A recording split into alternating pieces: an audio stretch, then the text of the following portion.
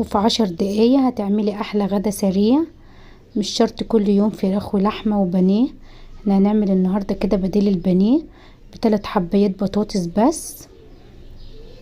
معانا كده غسلنا البطاطس حلو زي ما حضراتكم شايفين، وقشرتهم ونقعتهم في المية كده لمدة 10 دقايق.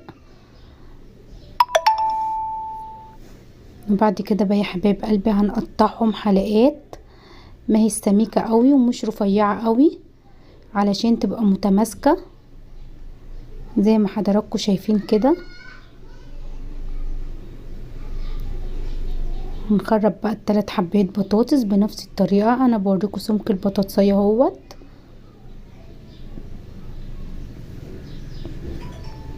نحاول بقدر الامكان كده نظبط البطاطساية ونقطعهم كلهم بسمك واحد علشان هياخدوا سوا، عشان ما يبقاش في واحدة مستوية وواحدة